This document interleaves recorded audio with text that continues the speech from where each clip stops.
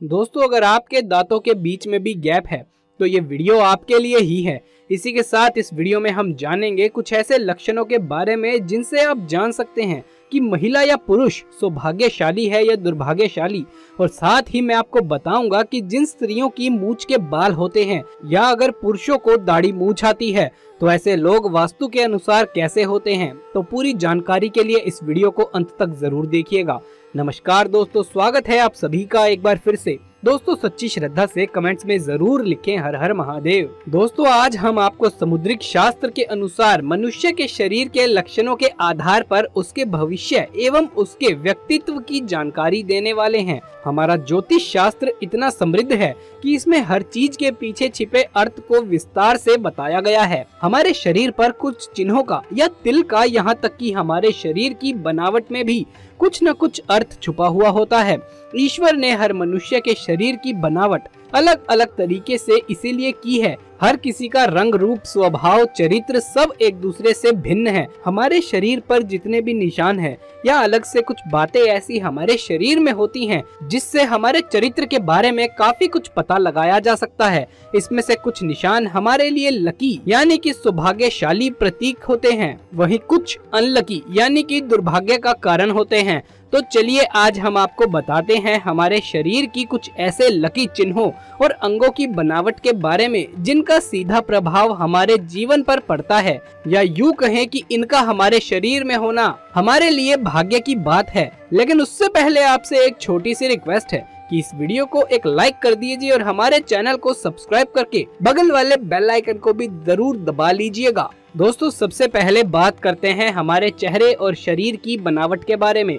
Number 1, गोल चेहरे वाले लोग निश्चित ही भाग्यशाली होते हैं और अच्छी नौकरी, सफलता और अच्छा लाइफ पार्टनर मिलना इनके नसीब में लिखा हुआ होता है।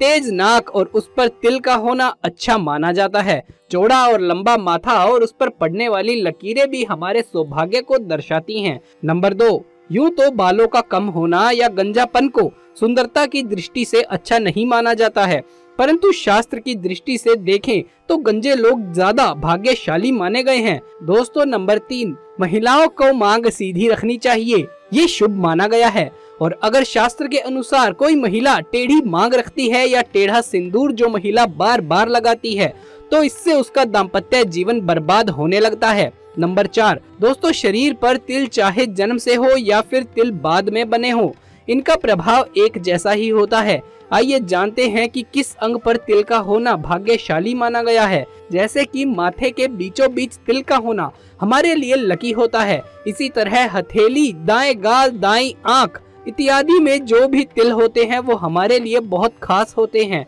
नंबर 5, दोस्तों, क्या आप जानते हैं कि दांतों के आधार पर भी आप जान सकते हैं कि व्यक्ति सौभाग्यशाली है या दुर्भाग्यशाली। मोती जैसे सफेद दांत किसे पसंद नहीं होते, या बिना गैप वाले दांतों को तो बहुत ही अच्छा माना जाता है, परंतु समुद्रिक शास्त्र के अनुसार जिस व्यक्ति के दांतों में गैप या फॉल्ट होता है वो ज्यादा सौभाग्यशाली होता है।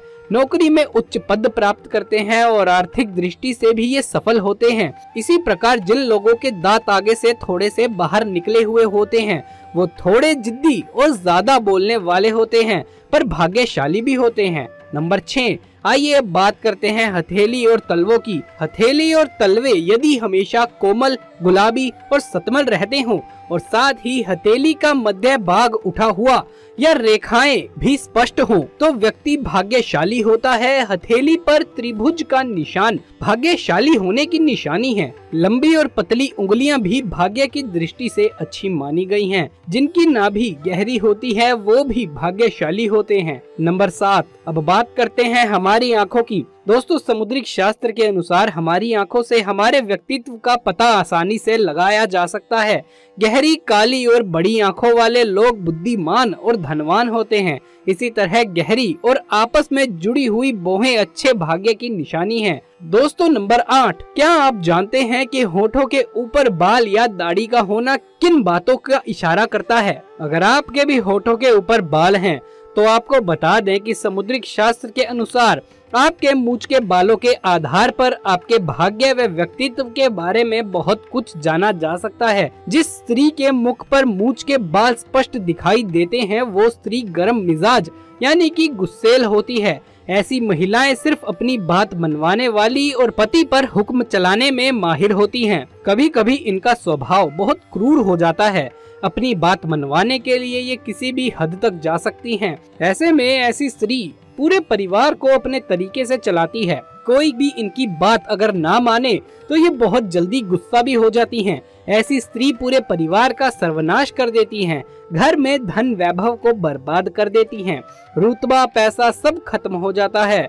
वहीं जिन पुरुषों की दाढ़ी मूछ नहीं होती, ऐसे पुरुष भाग्य से गरीब होते हैं। वो पूरी जिंदगी पैसे के पीछे दौड़ते रह जाते हैं और हमेशा हर कार्य में वो असफल ही रह जाते हैं। उन्हें मुश्किलों का सामना बहुत ज्यादा करना पड़ता है, इसीलिए ये पैसा कमाने की भीड़ में पीछे रह जाते हैं। ऐसे लोगों को जीवन में हर चीज को पाने में संघर्ष करना पड़ता है। जिन पुरुषों के शरीर पर बाल ज्यादा होते हैं, ऐसे पुरुषों को भाग्य का धनी माना गया है। हालांकि इन्हें भी मेहनत कम नहीं करनी पड़ती, लेकिन फिर भी जीवन में ये लोग हमेशा अपने कार्यों में नंबर 1 रहते हैं और समाज में ऐसे लोग बहुत अच्छा नाम भी कमाते हैं। धन दौलत व शोहरत ऐसे लोगों के कदम चूमती है। जिस प्रकार से शीशा हमारे शरीर की ऊपरी तस्वीर दिखाता है, ठीक उसी प्रकार हमारे शरीर के अंग हमारी अंदरूनी तस्वीर से हमें रूबरू कराते हैं। जैसे हमारा पेट, दोस्तों अगर स्त्री का पेट घड़े के समान होता है तो वो महिला हमेशा गरीब और दरिद्रता के जीवन को गुजारती है। दोस्तों मसूड़ों का काला होना भी स्त्रियों के लिए शुभ नहीं माना गया है। जिस महिला की अगर एड़ियां काफी गंदी रहती हैं, तो माँ लक्ष्मी उसका साथ छोड़ देती है और ऐसी महिला अशुभ मानी जाती है। दोस्तों नंबर 10, दोस्तों जो लोग चलते समय पैरों से बहुत ज्यादा आवाज करते हैं, बहुत तेज चलते हैं और बहुत जल्दी जल्दी चलते हैं, तो ये भी अच्छा लक्षण नहीं है।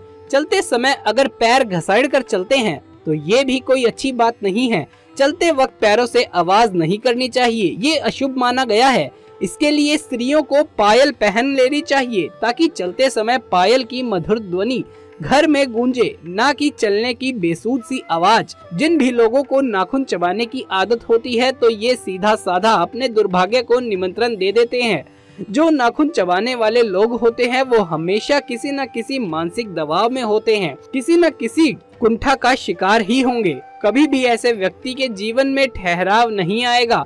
जबकि जिनके नाखून लंबे चमकदार होते हैं, ऐसे लोग बहुत ही भाग्यशाली होते हैं।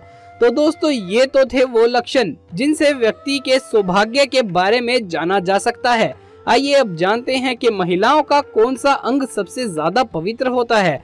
दोस्तों आपकी जानकारी के लिए बता दें, जहां महिलाओं की पूजा की जाती है वहां देवताओं का निवास होता है और जहां इनका अपमान होता है, उन्हें गालियां दी जाती है, इन्हें बार बार परेशान किया जाता है, तो वहां पर गलती से भी देवी देवता कभी वास नहीं करते। इसलिए महिलाओं का सम्मान करना चाहिए। महिला का सम्मान प्रकृति का सम्मान माना जाता है। तो चलिए दोस्तों अब ये भी जान लेते हैं कि महिलाओं के कौन से वो सबसे पवित्र अंग हैं। दोस्तों ऋषि मुनियों के अनुसार ब्राह्मणों के पैर पवित्र होते हैं, गाय की पीठ पवित्र होती है, घोड़ों और बकरियों के मुंह पवित्र होते हैं। लेकिन बात जब एक महिला की आती है तो उसके शरीर के एक हिस्से की पवित्रता की बात करें तो ऋषि मुनियों का कहना है कि महिला शुद्ध है। वैसे तो किसी भी महिला का सिर्फ एक हिस्सा नहीं बल्कि पूरा शरीर ही पवित्र होता है, लेकिन उसमें भी महिलाओं की नाभि सबसे ज्यादा पवित्र होती है। महिलाओं की नाभि में माँ शक्ति का वास होता है। महिला की नाभि तो इतनी शक्तिशाली होती है कि बच्चे को जन्म देने वाली महिला की नाभि से ही कोख में पल रहे बच्चे का विकास होता है। महिलाओं को इस अंग की पवित्रता को बनाए रखना चाहिए और माँ का सम्मान करते हुए रोजाना अपनी नाभि पर तेल जरूर लगाना चाहिए। जो महिलाएं रोजाना अपनी नाभि पर तेल लगाती हैं तो ऐसी महिलाएं हो जाती हैं भाग्यशाली और ऐसी महिला हर रोग से दूर रहती है। ऐसी स्त्री से घर में भी सौभाग्य आता है और घर के सारे सदस्यों को सफलता की प्राप्ति होती है। घर में कभी धन धान्य की कमी नहीं होती। तो दोस्तों ये थी आज की वीडियो। अगर ये वीडियो आपको अच्छी लगी हो तो इसे एक लाइक कर दे, कमेंट्स में जय माँ लक्ष्मी जरूर लिखें और साथ ही हमारे चैनल को आगे भी ऐसे ही वीडियोस देखते रहने के लिए सब्सक्राइब जरूर कर लें।